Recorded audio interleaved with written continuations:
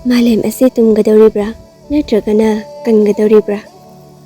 Hantar masingdi yamba natedo hingsaba masingdi yamlibani.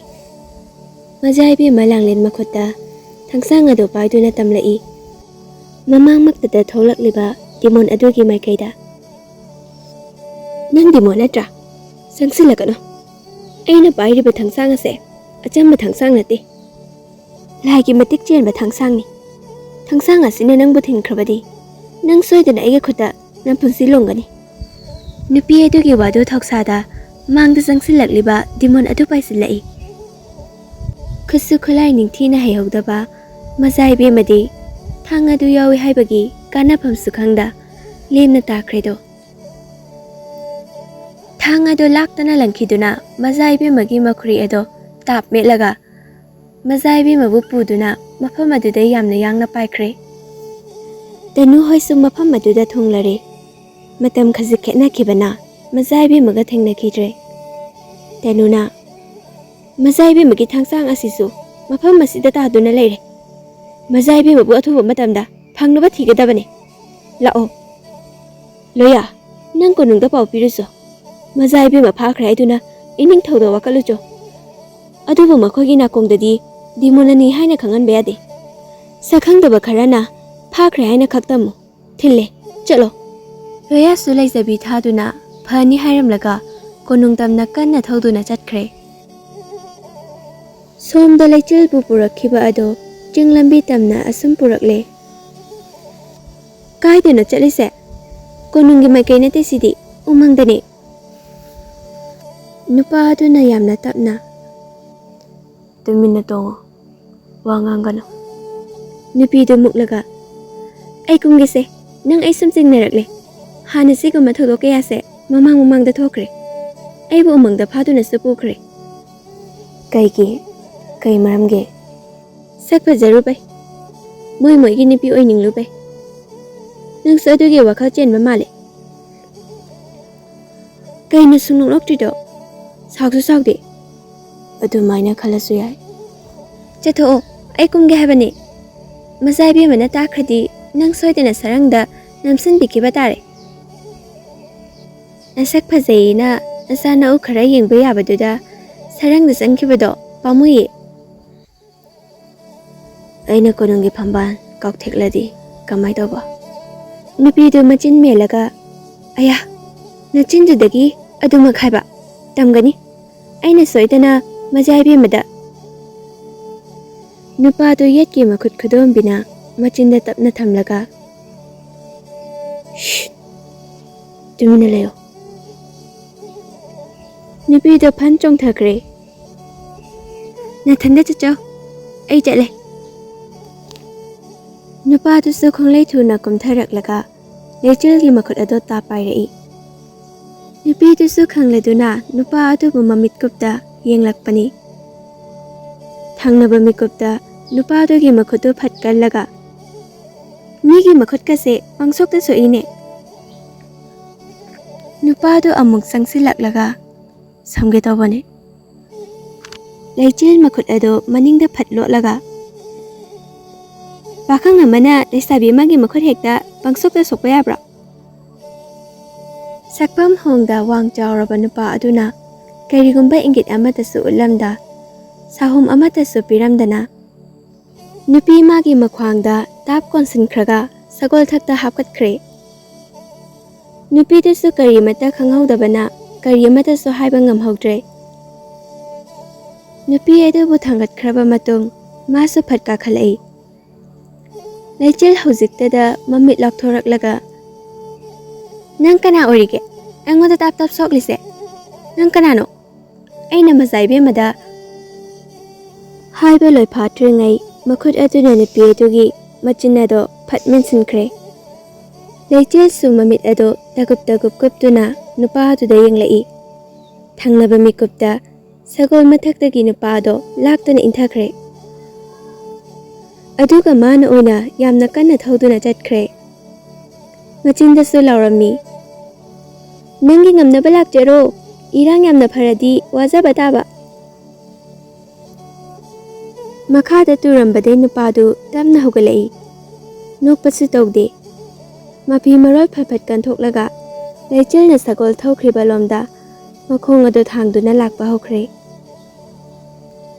Somda konung maikai tamna thokhiba loya su yauraduna hatu changsilai. Manai amana kadamda changgadabano. Ining thau mukta unajage. Ining thau di patharam khini. Yam luba paune majai be mafam khangdana mangkre. Pau adu taraba adu dadi manai amaga loya ga sanglakle. Hatu ning thau gi thongjin mayada leplaga ining thau kauduna. Pujana oina khumlai. Ining thau di tungkhon tankre. Lemrembi majai be mafam khangdana mangkre. Handaki wahai adu dadi lemrembi ga loinana lupa su tholaktuna akopa marol hanglare. Makhoi su manai masen khara thadokduna thiba hawankhre. Pau do wawa laude lotna thupna thibani. Adubu lotna thupna tawrabasu mafam khuding jatuna thirakpana wawa adumak laurakle. Laurakpasu tabani. Nupi ama naitom tariba yum aduda prap lai. Aduga yum adugi sumang aduda leptuna karai. Chethoi Nganthoi su tapna awabana yomlaba sakphamda matam kuina mingamlaktaba pentaba ningba thungaktabagi maithongna yomlaga tholai. Chethoi majai be mamangkre. Nganthoi ngakna amasung harauna. Kari majai be mamangkre. Aseng mamakla majai be mamangkre. Haraubana masado laiba yaraktre. Adubu thangnaba mikupta sakpam hanjinkhiduna yambungna karamba matamda amuk khongdaraktoiba kaigino chan moina ibu loksandriba aisa ke ham thige natragana engonda kai asoiba yauge yaudi che thoi handakti yambung laklaga aina namdana leisingani yambungna engonda nam thaktobasu yaroi manasu aibu nuksisabani. Nupi ado yamna thuna amuk chatkre.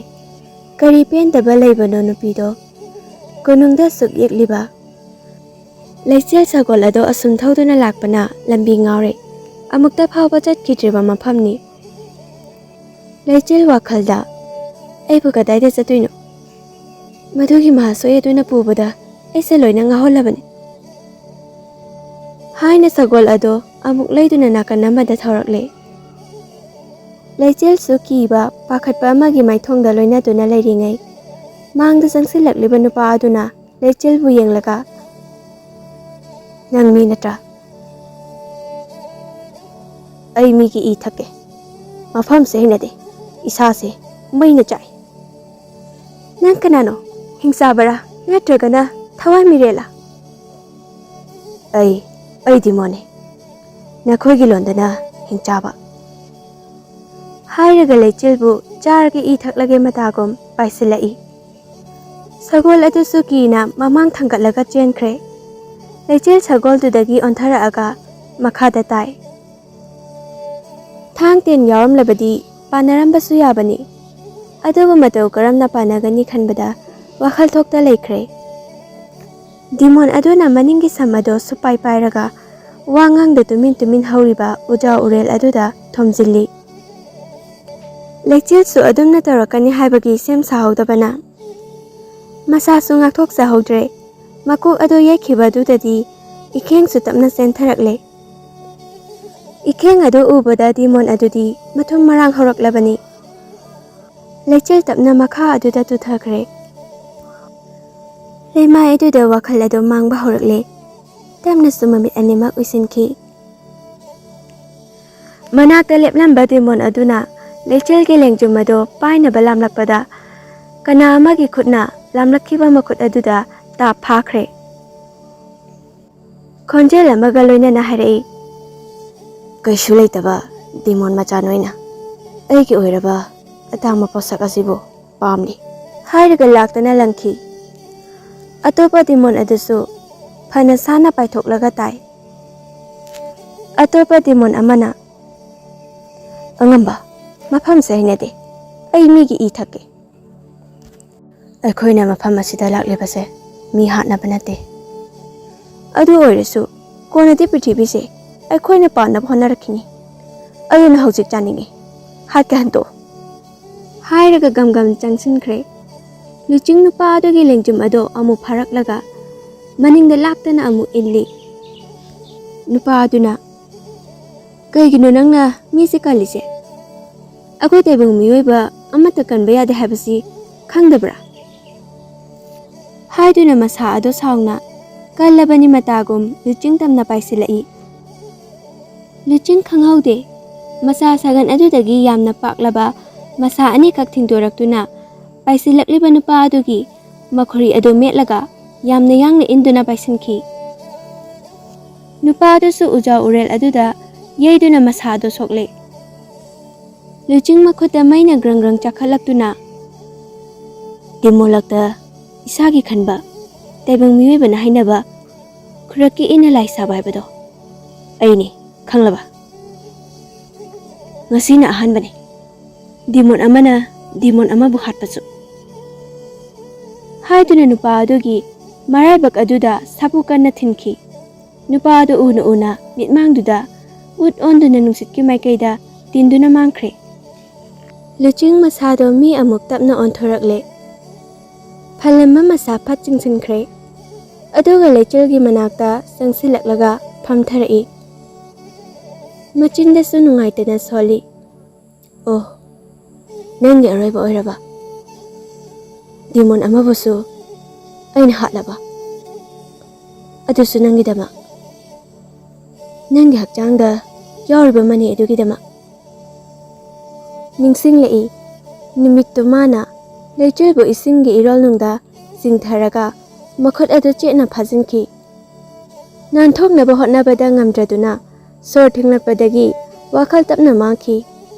ꯃꯤꯀꯨꯞ ꯑꯗꯨꯗꯅꯤ ꯂꯨꯆꯤꯡꯅ ꯄꯥꯏꯔꯤꯕ ꯃꯁꯦꯛ ꯃꯉꯥꯜ ꯅꯥꯏꯔꯕ money ꯑꯗꯨ ꯂꯩꯆꯤꯜꯒꯤ ꯃꯕꯨꯛꯇ ꯍꯥꯞꯆꯤꯟꯈꯤꯕ ꯑꯗꯨ. ꯀꯔꯤꯒꯤꯗꯃꯛ money ꯑꯗꯨꯕꯨ ꯃꯥ ꯈꯛꯀꯤ ꯑꯣꯏꯅꯤꯡꯂꯨꯕ, ꯗꯤꯃꯣꯟꯒꯤ ꯂꯨꯆꯤꯡꯕ ꯑꯣꯏꯅꯤꯡꯂꯨꯕꯗꯨꯅꯅꯤ. ꯂꯩꯆꯤꯜꯕꯨ ꯐꯖꯅ ꯂꯩꯃꯥꯏ ꯑꯗꯨꯗ ꯍꯤꯞꯍꯜꯂꯒ ꯃꯃꯤꯠ ꯑꯗꯨꯅ ꯃꯨꯟꯅ ꯌꯦꯡꯗꯨꯅ ꯉꯥꯛꯁꯪ ꯉꯥꯡꯂꯛꯏ. ꯃꯈꯨꯠ ꯑꯗꯨꯁꯨ ꯉꯥꯛꯁꯤꯜꯂꯛꯇꯨꯅ ꯂꯩꯆꯤꯜꯒꯤ ꯃꯕꯨꯛ ꯑꯗꯨꯗ ꯃꯈꯨꯠ ꯑꯗꯨꯅ ꯅꯝꯈ꯭ꯔꯦ. ꯑꯗꯨꯝꯅ ꯇꯧꯔꯕ ꯑꯗꯨꯗꯗꯤ ꯂꯩꯆꯤꯜ ꯇꯞꯅ ꯄꯥꯏꯈꯠꯂꯛꯇꯨꯅ ꯃꯁꯥꯗꯣ ꯊꯦꯛꯇꯣꯔꯛꯂꯦ. ꯇꯞꯅꯁꯨ ꯃꯅꯤꯟ ꯑꯃꯒ ꯂꯣꯏꯅꯅ ꯂꯩꯆꯤꯜꯒꯤ ꯃꯕꯨꯛ ꯑꯗꯣ ꯆꯦꯛꯈꯥꯏꯔꯛꯂꯒ ꯃꯅꯤ ꯑꯃ ꯇꯞꯅ ꯄꯥꯏꯊꯣꯛꯄ ꯍꯧꯔꯛꯏ. ꯂꯨꯆꯤꯡꯁꯨ ꯍꯨꯃꯥꯡ ꯇꯥꯕ ꯃꯈꯩ ꯃꯅꯤ ꯑꯗꯣ ꯃꯄꯨꯡ ꯐꯥꯅ ꯂꯧꯊꯣꯛꯅꯕ ꯍꯣꯠꯅꯔꯤ. ꯑꯁꯨꯝ ꯄꯥꯏꯊꯣꯔꯛꯄꯅ ꯃꯄꯨꯡ ꯐꯥꯅ ꯃꯥꯂꯪꯂꯛꯇ ꯄꯥꯏꯊꯣꯔꯛꯂꯦ. ꯂꯨꯆꯤꯡ ꯑꯔꯣꯏꯕ ꯑꯣꯏꯅ ꯑꯃꯨꯛꯇꯪ ꯃꯆꯤꯟꯗꯒꯤ ꯋꯥꯐꯝ ꯈꯔ ꯍꯥꯏꯈ꯭ꯔꯦ. ꯑꯗꯨꯕꯨ ꯑꯉꯛꯄꯅꯤ, ꯃꯍꯥꯛꯅ ꯈꯜꯂꯝꯕ ꯑꯗꯨꯒ ꯇꯥꯏꯑꯣꯟꯅꯈ꯭ꯔꯦ. ꯃꯅꯤ ꯑꯗꯨ ꯑꯃꯨꯛ ꯍꯟꯅ ꯄꯥꯏꯁꯤꯟꯈꯤꯗꯨꯅ ꯂꯩꯆꯤꯜꯁꯨ ꯄꯥꯏꯈꯠꯂꯝꯕꯗꯩ ꯃꯈꯥꯗ ꯐꯠ ꯇꯥꯈ꯭ꯔꯦ. ꯅꯨꯄꯥꯗꯨ ꯉꯛꯅ ꯃꯁꯥꯒꯤ ꯃꯈꯨꯠꯇ ꯌꯦꯡꯂꯒ, ꯃꯇꯧ ꯀꯔꯝꯅ? ꯁꯤꯗꯤ ꯑꯣꯏꯊꯣꯛꯂꯣꯏ. ꯀꯔꯤꯒꯤ ꯑꯩꯅ ꯂꯧꯊꯣꯛꯄ ꯉꯝꯗꯕꯅꯣ? ꯑꯁꯤꯒꯨꯝꯕ ꯊꯕꯛꯁꯤꯗꯤ ꯀꯔꯤꯁꯨ ꯂꯩꯇꯕꯅꯤ. ꯑꯗꯨꯒ ꯑꯩꯅ ꯌꯥꯔꯣꯏ. ꯍꯥꯏꯗꯨꯅ ꯑꯃꯨꯛ ꯍꯟꯅ ꯇꯧꯏ. ꯑꯗꯨꯕꯨ ꯌꯥꯈꯤꯗ꯭ꯔꯦ. ꯅꯨꯄꯥꯗꯨ ꯁꯥꯎꯅ ꯉꯪꯂꯒ ꯎꯖꯥꯎ ꯑꯗꯨꯗ ꯀꯟꯅ ꯊꯤꯟꯖꯤꯜꯂꯤ. ꯂꯩꯆꯤꯜꯗ ꯑꯃꯨꯛ ꯇꯞꯅ ꯌꯦꯡꯂꯛꯂꯒ, ꯅꯪꯕꯨ ꯑꯩꯅ ꯁꯦꯟꯅꯕ ꯉꯝꯃꯣꯏ. ꯃꯇꯝ ꯀꯨꯏꯅ ꯅꯪꯒꯤ ꯅꯁꯥꯗ ꯌꯥꯎꯔꯛꯂꯗꯤ ꯑꯇꯣꯞꯄ ꯗꯤꯃꯣꯟꯈꯩꯅꯁꯨ ꯁꯣꯏꯗꯅ ꯈꯪꯈ꯭ꯔꯅꯤ. ꯅꯪꯕꯨ ꯍꯥꯠꯅꯕ ꯍꯣꯠꯅꯔꯛꯀꯅꯤ. ꯑꯗꯨꯒ ꯅꯪꯅ ꯁꯤꯈ꯭ꯔꯗꯤ ꯃꯅꯤꯁꯨ ꯅꯪꯒ. ꯌꯥꯔꯣꯏ. ꯃꯅꯤ ꯑꯗꯨꯒꯤ ꯃꯇꯤꯛ ꯆꯥꯕ ꯃꯤꯁꯛ ꯑꯗꯨꯗꯤ ꯁꯨꯞꯅꯇꯪꯒꯤ ꯑꯩꯅꯤ. ꯉꯥꯏꯍꯥꯛ ꯑꯁꯨꯝꯅ ꯂꯩꯔꯒ ꯇꯞꯅ ꯂꯩꯆꯤꯜꯒꯤ ꯃꯅꯥꯛꯇ ꯐꯝꯊꯔꯛꯏ. ꯃꯈꯨꯠ ꯑꯗꯨꯅ ꯂꯩꯆꯤꯜꯒꯤ ꯁꯣꯛꯂꯤꯕ ꯃꯔꯥꯏꯕꯛ ꯑꯗꯨꯗ ꯅꯥꯜꯂꯒ ꯐꯍꯟꯈ꯭ꯔꯕ ꯇꯨꯡ ꯃꯀꯣꯛ ꯑꯗꯨ ꯅꯣꯟꯊꯣꯔꯛꯂꯒ ꯃꯨꯟꯅ ꯌꯦꯡꯉꯤ. ꯃꯆꯤꯟ ꯑꯗꯨ ꯇꯨꯝꯊꯣꯔꯛꯂꯒ ꯅꯨꯡꯁꯤꯠ ꯇꯞꯅ ꯀꯥꯝꯁꯤꯜꯂꯛꯏ. ꯂꯩꯆꯤꯜꯁꯨ ꯃꯃꯤꯠ ꯎꯏꯔꯨꯝ ꯎꯏꯔꯨꯝ ꯄꯥꯡꯊꯣꯔꯛꯂꯒ ꯈꯪꯅ ꯐꯨꯛ ꯍꯧꯒꯠꯀꯦ ꯇꯧꯕꯅꯤ. ꯅꯨꯄꯥꯗꯨꯅ ꯌꯥꯝꯅ ꯉꯛꯅ ꯌꯦꯡꯗꯨꯅ ꯂꯩꯔꯝꯕ ꯑꯗꯨꯗꯗꯤ ꯑꯃꯨꯛ ꯐꯠ ꯍꯤꯛꯈ꯭ꯔꯦ. ꯃꯀꯣꯛ ꯑꯗꯨꯁꯨ ꯂꯩꯃꯥꯏꯗ ꯑꯃꯨꯛ ꯁꯥꯐꯨ ꯀꯟꯅ ꯌꯩꯈ꯭ꯔꯦ. ꯃꯥꯏꯊꯣꯡ ꯈꯖꯤꯛ ꯁꯨꯛꯂꯒ, ꯑꯌꯣ! ꯑꯗꯨꯕꯨ ꯃꯤꯠꯌꯦꯡꯐꯝꯗꯤ ꯅꯨꯄꯥꯗꯨꯒꯤ ꯃꯤꯠꯂꯨ ꯑꯅꯤꯗꯨꯗꯅꯤ. ꯅꯨꯄꯥꯗꯨꯁꯨ ꯍꯟꯗꯣꯛꯄꯤꯕꯒ ꯅꯠꯇꯦ. ꯌꯦꯡꯅꯤꯡꯗꯨꯅ ꯌꯦꯡꯉꯨꯕꯁꯨ ꯅꯠꯇꯦ. ꯃꯥꯏꯊꯤꯕ ꯌꯥꯗꯦ ꯍꯥꯏꯕꯒꯤ ꯃꯇꯥꯒꯨꯝꯅꯤ ꯃꯥꯒꯤ ꯃꯤꯠꯌꯦꯡ ꯑꯗꯣ. Asum kuina yengduna leiba adudadi Leichil ikaibaga loinana hainadabasu phawraki. Nupiduna phat inthokraga achenba matam yengduna leiba nupa. Aidi nangbu kanmane. Kanbagi namada kanaba lawba. Lawde, kaino kanaba haise. Ngakho, koksi ithokpre yengo. Thokte. Leichil makhut aduna makok aduda phat nali. Karisu taramdaba aduda masang matanda makokta sujali. Kaino hojikta sokibani. Wakhalane pungse a yaure. Nupido phuk hogalaklaga. Chatlese sagoldi. Uge phangidre sagolado akoiba mafam aduda. Luchang haiphet yenglaga huchen khonglai. Adamna hek tawkhibaga sagolado kanna khonglaga magi manakta sangsilaklai. Leichil tingak yenglaga kakhalai. Wahang hangbasu lepa nate. Nang mitrang haibro. Nanga thengnabadagi aise ngawdore. Misida chat ure. Hongna sani. Kaigino nangna wa matek nganglise mapung ngangba hitro. Nupa hado amuksu hongna bini. Tale kokse pokhaidore nanga wari sanabase. Adugi saru kanna thaw. Luchingsu hekta yangna thawkhre. Anida khundi oksilakpadadi wawa lauramle majaibi mamangkhre haiduna. Leichil makhongna sensilaklaga leiramba miyoi amada hekta hanglai. Kaino majaibi makadaita chatkre haino. Majaibi mathiba khangdabai kanna thiri. Ningthogi manai masen thadoktuna. Hainari ngai ningthogi manai ama sagol tongduna Leichilgi manak tamna thaujilaklaga. Majaibi makadaita lei. Angamba ai khangdiye. Aidi thaba ama chalui. Nanga natana puninga kana sulaitene. Ai tasingna khangjadabani. Hojima konung chasi. Aseng baidaba yaroi. Natrabadi nanam thatkani. Leichil masado bakhale kapkadawge ira thanglakle. Angamba manai adu mafam adu thadoktuna chatkre. Hatu lao haina sinnaramlaga. Leichil su pakhatpa amaga loinana masa adu siengkhaibagam nikre. Mapa ibongosu uhoraduna machanupigi manak tamna changsilaklaga. Kari hairamlino icha thoibi. Majaibi mado aina manghanbane. Konungda hujimak karo harine babung. Kaplaga harakpani makhon nikna. Onthokna su pukchen piida. Asukluna tinariba ichana matau karamna. Masi pumnamak mama sijana tawriba lalo ngakto aramgani. Ai setaba yaroye babung. Ai chatlukhige. Pakhatpadi lepte. Masa adu thak niktuna makhongna konung tamna aduk lapa mafamdo chatpa tare. Karigi matam asidasu leiramdabra samadon madi. Loyagi sagol sangkaida karubiga nungaina su laikre. Somda lotna thiba chakhiba loyaga tanu hoigasu asum lakpana umang kaya phawrakle. Adubu khungun adumadi amata phangba ngamdre. Singnabasu leitre. Kadomda chatlamgani mahak ado. Karamma maikaida phaduna puramgani. Loyana tanu akhodi kadomda chatkani. Hauzik maikai marimakta amamana langkoi chalaklagani. Amambada thokpase mangjagadra. Makoidi phatabani. Amambada haibani. Pesinbana pharatra. Nimit nini humni sida makoin hena lakcharakpa. Nimit mangani langkradi kayam yamgadori. Chatsi. Awang maikai pangsi. Mamlakanda tholakani. Semsaw. Haiduna awang maikai panglakle. Mamsilakle matamasu. Somda majaibe ma wakal tamna lakpadadi umang amada mathanata uza umada punduna thamlamle. Mahapusu lona senaribani phongna senabadi yada. Langlin makhut ado nanthoknaba hotnabada ngamdre. Lawi koilaw lawi. Aibu kallo. Karama matik liba misakno. Nabi ma ibu phariba. Konungi mi khangkradi thawai ado mangani khangdabra. Nupa ama tholaklaga. Majaibe ma. Napado hayangma chithi chatkani. Sebok thagani. Konungbu marai chaithahanba ngamba kambune khoi. ꯑꯩꯈꯣꯏꯅꯤ ꯗꯤꯃꯣꯟ ꯍꯥꯏꯗꯣ ꯍꯥꯏꯔꯒ ꯈꯥꯛꯅ ꯅꯣꯛꯏ ꯂꯥꯡꯂꯦꯟꯅ ꯅꯈꯣꯏꯒꯤꯗꯃꯛꯇꯁꯨ hunter ꯂꯩꯔꯤ ꯍꯥꯏꯕ ꯅꯈꯣꯏ ꯈꯪꯗꯦ ꯈꯪꯉꯤ ꯑꯩꯈꯣꯏ ꯃꯌꯦꯛ ꯁꯦꯡꯅ ꯈꯪꯉꯤ ꯑꯗꯨꯃꯛꯅ ꯃꯈꯣꯏꯅ ꯍꯟꯇꯔ ꯍꯥꯏꯕ ꯈꯛꯇꯅꯤ ꯃꯈꯣꯏꯕꯨ ꯍꯥꯠꯄꯗꯤ ꯀꯩꯁꯨ ꯂꯩꯇꯦ ꯃꯐꯝ ꯑꯁꯤꯗ ꯅꯪꯕꯨ ꯁꯦꯟꯅꯔꯤꯕ ꯑꯩꯈꯣꯏ ꯃꯉꯥꯅꯤ ꯍꯟꯇꯔ ꯑꯅꯤꯅꯒ ꯍꯥꯠꯄ ꯉꯝꯒꯗꯕ ꯑꯃꯠꯇ ꯅꯠꯇꯦ ꯁꯥ ꯑꯃꯅ ꯁꯗꯥꯟꯕꯗꯒꯤ ꯀꯌꯥꯝ ꯀꯨꯏꯅ ꯆꯦꯟꯗꯣꯏꯕ ꯌꯥꯝꯗ꯭ꯔꯕꯗ ꯊꯥ ꯑꯃ ꯉꯁꯤ ꯐꯥꯎꯕ ꯂꯩꯕ ꯌꯥꯏ ꯅꯨꯄꯥ ꯑꯗꯨꯅ ꯃꯈꯨꯠ ꯑꯗꯨꯗ ꯃꯩꯕꯨꯟ ꯊꯣꯛꯍꯜꯂꯛꯇꯨꯅ ꯂꯪꯁꯤꯜꯂꯛꯏ ꯂꯥꯡꯂꯦꯟ ꯃꯃꯤꯠ ꯑꯗꯨ ꯆꯦꯠꯅ ꯎꯏꯁꯤꯜꯂꯤ ꯃꯁꯤ ꯐꯥꯎꯕ ꯀꯤꯕ ꯅꯣꯏꯅ ꯑꯩꯈꯣꯏꯒ ꯀꯔꯝ ꯄꯥꯟꯅꯗꯣꯏꯕ ꯁꯣꯝꯗꯅ ꯂꯩꯆꯤꯜ ꯀꯣꯅꯨꯡ ꯁꯪꯂꯦꯟ ꯌꯧꯔꯛꯂꯦ ꯄꯥꯈꯠꯄꯅ ꯂꯥꯡꯒꯣꯏ ꯆꯜꯂꯛꯂꯦ ꯏꯅꯤꯡꯊꯧ ꯊꯦꯡꯅꯔꯕꯗꯤ ꯍꯥꯏꯗꯨꯅꯁꯨ ꯈꯜꯂꯛꯄꯅꯤ ꯂꯩꯃꯔꯦꯝꯕꯤꯗꯤ ꯀꯤꯖꯩ ꯃꯥꯌꯣꯛꯅꯕ ꯋꯥꯈꯜ ꯑꯗꯨ ꯖꯥꯠ ꯈꯟꯗꯨꯅ ꯆꯪꯂꯛꯄꯅ ꯌꯧꯔꯔꯦ ꯑꯗꯨꯕꯨ ꯃꯅꯥꯏ ꯑꯃꯅ ꯂꯩꯃꯔꯦꯟꯒꯤ ꯀꯥꯗ ꯆꯪꯂꯛꯑꯣ ꯍꯥꯏꯔꯛꯄ ꯑꯗꯨꯗꯒꯤ ꯍꯧꯈ꯭ꯔꯦ ꯖꯤꯡ ꯄꯥꯟꯕ ꯈꯣꯜ ꯊꯤꯕ ꯂꯩꯃꯔꯦꯟꯅꯤ ꯃꯤꯅꯨꯡꯁꯤ ꯂꯩꯇꯕ ꯂꯩꯃꯔꯦꯟꯅꯤ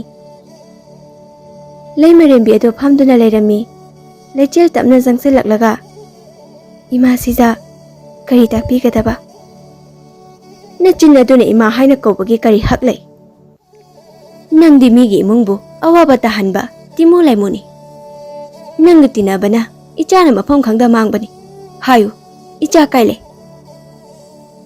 ꯑꯩ ꯈꯪꯗꯤꯌꯦ ꯑꯩ ꯇꯁꯦꯡꯅ ꯈꯪꯗꯕꯅꯤ ꯉꯁꯤꯒꯤ ꯊꯦꯡꯅꯈꯤꯗ꯭ꯔꯤꯌꯦ ꯄꯨꯖꯥ ꯐꯩꯅ ꯌꯦꯡꯂꯒ ꯂꯥꯏꯔꯕꯒꯤ ꯃꯇꯥ ꯇꯨꯃꯤꯠ ꯀꯥꯡꯒꯨꯝꯕ ꯅꯈꯣꯏꯗꯤꯅꯦ ꯁꯤꯖꯈꯤꯕꯅ ꯁꯔꯨꯛ ꯂꯤꯁꯤꯡ ꯍꯦꯟꯅ ꯐꯩ ꯑꯃꯨꯛ ꯍꯟꯅ ꯀꯣꯅꯨꯡ ꯑꯁꯤꯗ ꯈꯣꯡꯒꯣꯟ ꯇꯥꯔꯛꯄꯁꯨ ꯌꯥꯔꯣꯏ ꯑꯃꯨꯛ ꯍꯟꯅ ꯏꯆꯥꯒ ꯂꯣꯏꯅꯕꯁꯨ ꯌꯥꯔꯣꯏ ꯏꯃꯥ ꯁꯤꯖꯥ ꯅꯪꯒꯨꯝꯕ ꯈꯣꯡꯌꯥꯒꯤ ꯏꯐꯨꯜꯒꯤ ꯃꯤꯒ ꯂꯣꯏꯅꯕꯅ ꯉꯁꯤ ꯏꯆꯥ ꯑꯗꯨꯅ ꯑꯋꯥꯕ ꯇꯥꯔꯦꯗꯅ ꯅꯪ ꯅꯈꯣꯡ ꯅꯈꯨꯠ ꯄꯨꯟꯗꯨꯅ ꯂꯣꯏ ꯊꯥꯛꯈꯤꯗꯕꯅꯤ ꯑꯗꯨꯃꯛꯄꯨ ꯑꯩ ꯃꯗꯨꯃꯗꯤ ꯇꯧꯔꯣꯏ ꯑꯗꯨꯕꯨ ꯍꯥꯏꯒꯦ ꯇꯥꯖꯧꯍꯦ ꯏꯆꯥ ꯑꯗꯨꯅ ꯀꯗꯥꯏꯗ ꯂꯩꯈꯤ ꯈꯪꯗꯅ ꯅꯪꯅ ꯅꯌꯨꯝꯗ ꯅꯨꯡꯉꯥꯏꯅ ꯂꯩꯕꯒꯗꯤ ꯌꯥꯔꯣꯏ ꯏꯆꯥꯅ ꯋꯥꯕꯒꯨꯝ ꯅꯪꯁꯨ ꯋꯥꯎ ꯏꯆꯥꯅ ꯍꯜꯂꯛꯇ꯭ꯔꯤꯕ ꯐꯥꯎꯕ ꯅꯪ ꯏꯃꯨꯡꯗ ꯆꯪꯕ ꯌꯥꯔꯣꯏ ꯎꯃꯪ ꯋꯥꯃꯪꯗ ꯆꯠꯇꯨꯅ ꯂꯦꯛꯇꯨꯅ ꯂꯩꯒꯗꯕꯅꯤ ꯍꯦꯛ ꯏꯟꯗꯕ ꯊꯣꯛꯂꯕ ꯑꯩꯕꯨ ꯐꯠꯇꯦ ꯍꯥꯏꯅꯨ ꯃꯈꯥ ꯇꯥꯔꯛꯏ ꯂꯩꯆꯤꯜꯗ ꯁꯥꯎꯅ ꯌꯦꯡꯂꯒ ꯏꯆꯥꯗꯨꯅ ꯍꯜꯂꯛꯈꯤꯗ꯭ꯔꯕꯁꯨ ꯅꯪꯁꯨ ꯎꯃꯪꯗ ꯀꯪꯗꯨꯅ ꯁꯤꯒꯗꯕꯅꯤ ꯀꯔꯤ ꯑꯃꯠꯇꯁꯨ ꯆꯥꯕ ꯌꯥꯔꯣꯏ ꯃꯁꯤ ꯑꯩꯒꯤ ꯌꯥꯊꯪꯅꯤ ꯅꯕꯦꯝꯃ ꯂꯩꯃꯔꯦꯝꯕꯤ ꯑꯩꯒꯤ ꯌꯥꯊꯪ ꯏꯅꯤꯡꯊꯧꯅ ꯐꯥꯎꯕ ꯀꯛꯄ ꯉꯝꯗ꯭ꯔꯕ ꯑꯩꯒꯤ ꯌꯥꯊꯪꯅꯤ ꯏꯃꯥ ꯂꯩꯃ ꯑꯗꯨꯃꯗꯤ ꯅꯆꯥꯗ ꯂꯩꯃꯔꯦꯝꯕꯤ ꯐꯨꯛ ꯍꯧꯒꯠꯂꯛꯂꯒ ꯄꯤꯛꯅ ꯏꯪ ꯂꯥꯎꯔꯤꯕ ꯅꯨꯄꯤ ꯃꯆꯥ ꯑꯗꯨꯒꯤ ꯈꯖꯥꯏ ꯃꯗꯨꯗ ꯊꯥꯖꯤꯜꯂꯛꯏ ꯑꯩꯒꯤ ꯌꯥꯊꯪꯕꯨ ꯍꯤꯛꯇꯣꯛꯀꯦ ꯈꯜꯂꯕ ꯃꯤꯌꯥꯝ ꯃꯥꯡꯗ ꯐꯥꯁꯤ ꯇꯧꯒꯅꯤ ꯅꯤꯡꯊꯧꯒꯤ ꯋꯥꯗꯒꯤ ꯑꯩꯒꯤ ꯋꯥꯅ ꯍꯦꯟꯅ ꯂꯨꯏ ꯍꯥꯏꯕ ꯈꯪꯉꯨ ꯍꯧꯖꯤꯛꯃꯛ ꯃꯇꯝ ꯑꯁꯤꯗ ꯎꯃꯪꯗ ꯆꯠꯂꯨ ꯍꯟꯖꯤꯟ ꯉꯥꯡꯅꯍꯟꯒꯅꯨ ꯑꯩꯒꯤ ꯌꯥꯊꯪꯅꯤ